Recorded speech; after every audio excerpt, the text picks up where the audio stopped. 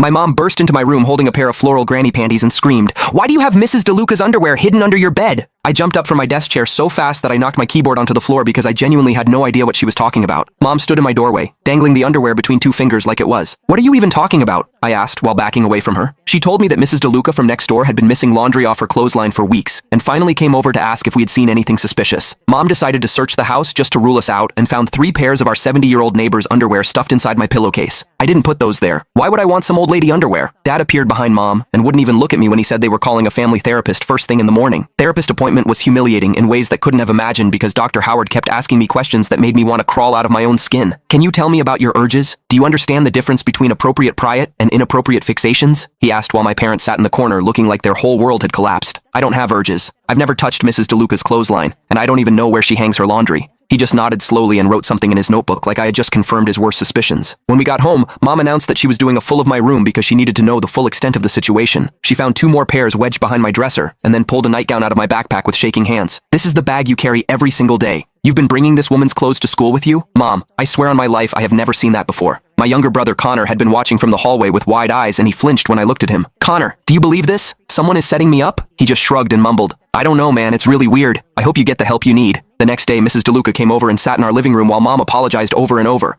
"I am so sorry we had no idea this was happening and I promise you he will be getting professional help." Mrs. DeLuca looked at me and shook her head slowly. "I always thought you seemed like such a nice boy. I just don't understand what would make someone do something like this." Dad put his hand on her shoulder and said, "We're considering a behavioral treatment facility because clearly something has gone very wrong." My best friend stopped responding to my texts after his mom heard about the situation and decided I was no longer allowed at their house. 3 days later, I told my parents I was going to the library to clear my head because I couldn't stand being in the house anymore. I walked out the front door and made a big show of driving away, but I parked around the corner and snuck back through the side gate into our backyard. I crouched behind the shed, where I had a clear view of Miss DeLuca's clothesline and my bedroom window, and I waited. About 20 minutes later, I watched Connor walk casually across our yard and into Mrs. DeLuca's property like he had done it 100 times before. He grabbed a bra off the clothesline and stuffed it under his shirt, and then jogged back toward our house. I sprinted through the back and up the stairs and caught him standing in the middle of my room with the bra in his hands, trying to figure out where to hide it. He froze when he saw me, and his face went white as a sheet. "Mom, Dad, get up here right now." My parents came running and found Connor standing there holding Miss DeLuca's bra with tears already streaming down his face. "Why would you do this to me?" I asked him while my mom just stared at the scene in complete shock. Connor's face crumpled and he started sobbing so hard he could barely get the words out. "You used my V-Bucks to buy the Ugritic skin in the entire game and I'm stuck with it forever. You didn't even say sorry. You just laughed and called it a stupid game." Dad completely still for a long moment before he turned to Connor and said so. "You made our entire family think your brother was a predator because of a Fortnite skin." Connor just kept sobbing about how the skin was so ugly that his friends made fun of him every time he played and how I had ruined his reputation. So he wanted me to know what that felt like.